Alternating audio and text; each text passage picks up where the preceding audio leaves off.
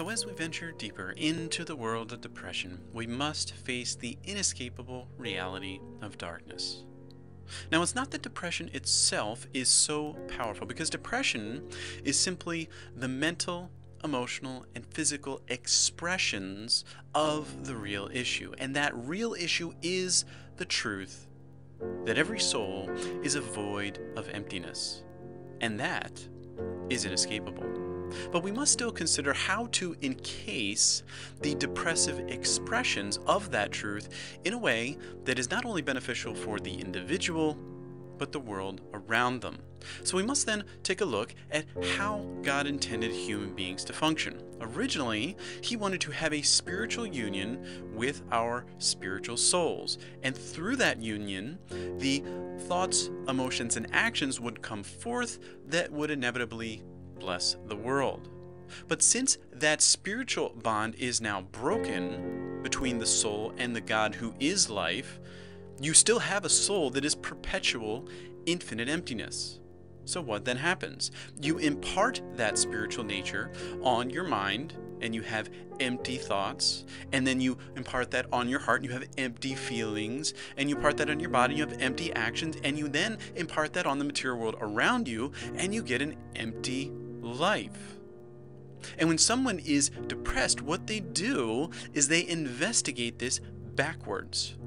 They experience those horrifying events that just crush you, and they go, why did that happen? And they start looking at their body. Well, I did certain actions that brought that about, didn't I?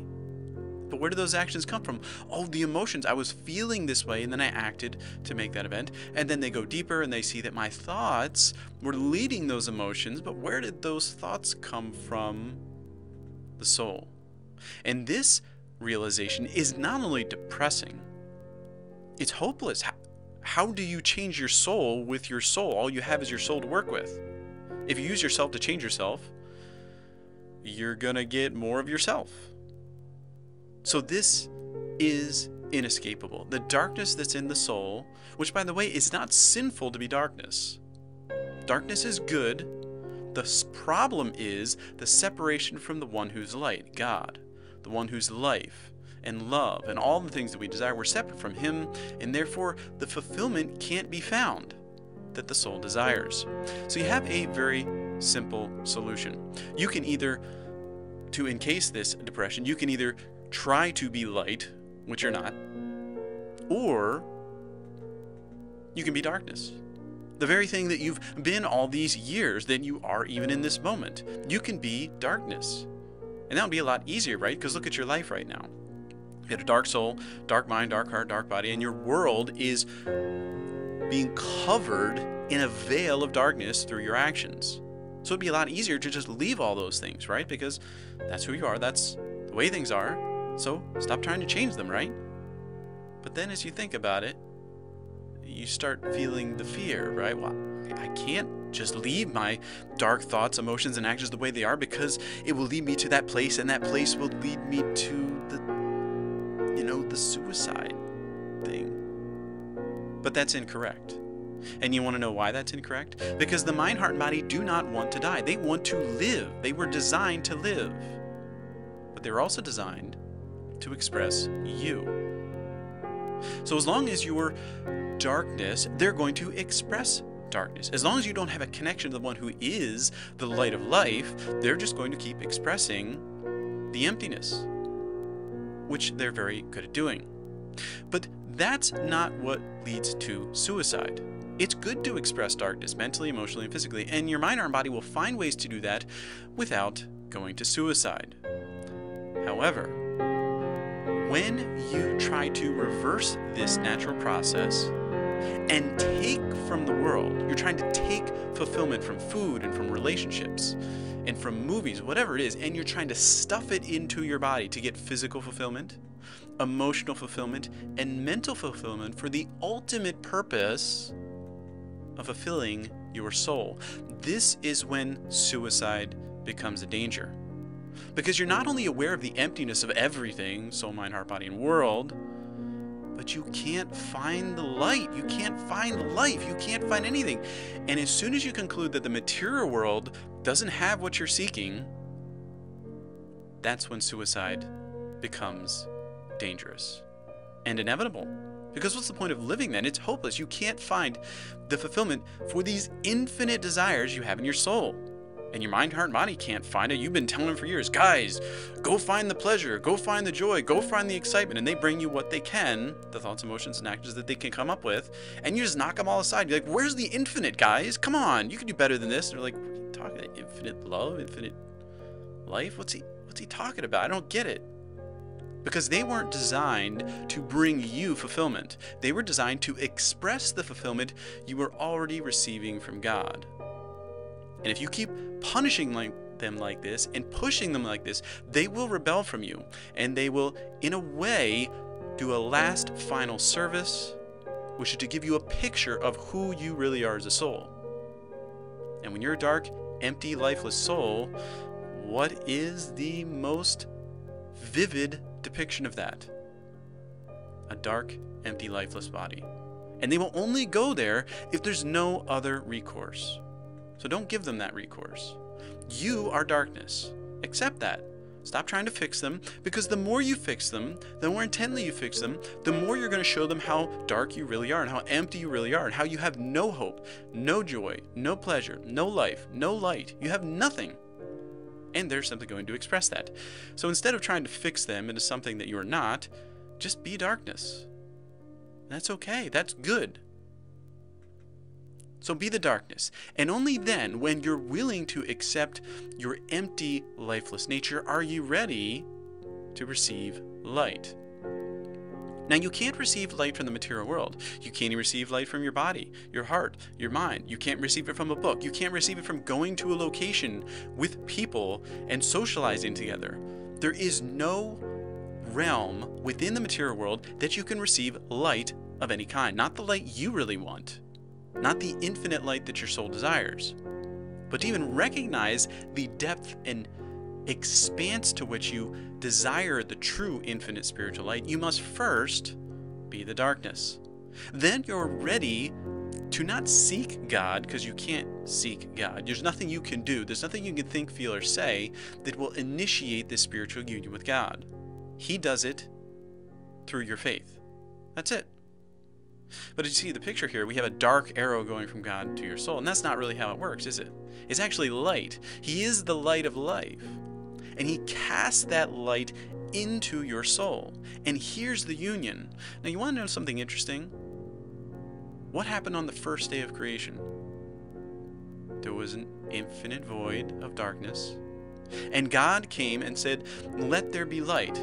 Now, another way to look at that is him saying, "Let there be an expression of my light," because he is light. He's the light of life. He comes to the void and he says, "Let there be an expression of me." And boom, you get the light and the stars and the sun, and then the earth follows, and the days to come, and the animals and the trees, everything. But it starts with that spark, the union of the light and the darkness. That's the creational moment.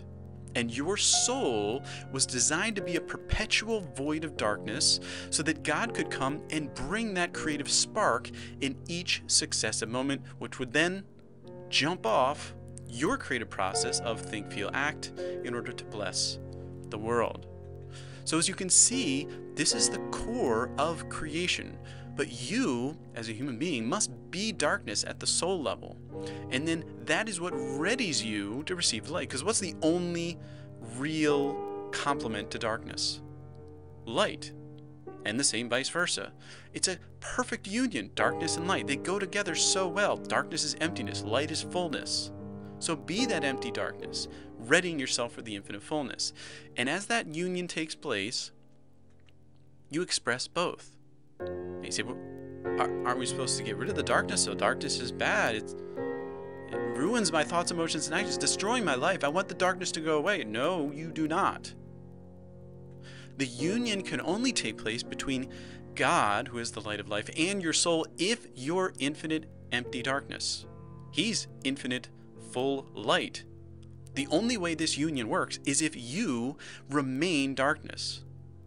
And here's one of the great paradoxes of human existence. We conclude that, okay, is God really united with my soul? He brings that infinite light into me. oh, then he would fill my soul with light, and I would fill my mind with light, and my heart, my body, and it would get like heaven on earth. No, that's not how it works, obviously, as you've not experienced that. And in fact, no human being in the entire history of mankind has ever experienced that, because it's not how it works. Instead, you stay darkness. Even as God's light pours into you, you stay darkness. You say, what comes out of me then? Wouldn't it be darkness? Well, yes. It would be a union of both. God's light encapsulated and encased in your darkness. So you're this dark prism through which God's light shines, and you bend it, you twist his light, because you can't perfectly express his light. He's infinite. There's no way you can express his light. The only one who can express God's light is God, and you're not God. So what do? Then you bend and alter and make an expression of your union with light while being darkness. And that's what animates your mind. And your mind goes, oh, you mean I can think of the excitement and the horror at the same time? And your heart is so excited because now it's allowed to feel pain and pleasure. Both are good, right? Because there's the darkness and the light. And your body is excited because now it can do all the actions. It can't just do the good actions now. It can do the good and the questionable actions, those dark actions too. Everything becomes good because it's your expression of how you're uniting with God. And then you can bring something truly valuable to the world. So if you think about it, if you're depressed and all of a sudden you have a transformative experience and you start dancing through the streets and telling everybody how you're now filled with light, that's not relevant. Like, people are going to be checking and making sure you're on your medication. That's just stupid. The point is to be relevant, and to be relevant to this world, guess what? You're going to need some darkness. But you're also going to want to need some light. You need both, and the union of both is what makes your thoughts, emotions, and actions relevant to the world. So be that darkness. Let God come and create that spark in you each and every moment, and that fires your creative process. But we have to now consider why he doesn't just fix your soul, mind, heart, and body. Why doesn't he just fill it all with his light? Just be done with the darkness of you. Because he wants you to experience his creative ways. And look at the first day of creation. What was his first step? Uniting the darkness with the light. He wants to give you that experience. If he just came in and filled your mind, heart, and body with light, changed your life, well, you don't get to participate then. He's just doing it all for you. So when he designed human beings, he designed us intentionally so that he would only touch the soul. And then it would be up to you to touch your mind, heart, and body and bring something that expresses him but isn't quite him into the world. And that's provocative to the world. The world was made by God. It knows who he is. But you are a mystery to the world. And if you live with the one that the world knows, you live with this infinite God, and you bring something of him that isn't quite like him, that's really provocative. And that's what excites your mind, heart, and body, to bring something unique into the world. So God wants you to know this. He wants you to experience his way of creating. That's why he's not going to fix it all for you. And that's why you have to encase your depression. The depression is simply your present expression of darkness. So be that darkness. Trust that your mind, heart, and body aren't going to kill themselves. They want to live. They want to express you. Your job is to remain darkness and receive God's light by faith. That's it. You don't need to worry about fixing thoughts, emotions, and actions. You don't need to worry about fixing your life. Your mind, heart, body will do that when they have something other than darkness to express. So let that union take place between you, your soul, particularly your soul, and God. And then as that union grows and matures, express both mentally, emotionally, and physically. It won't eliminate your depression, but it will encase your depression. Give the darkness meaning as it mixes with God's light. Because living expressions of light can only rise from a perpetual void.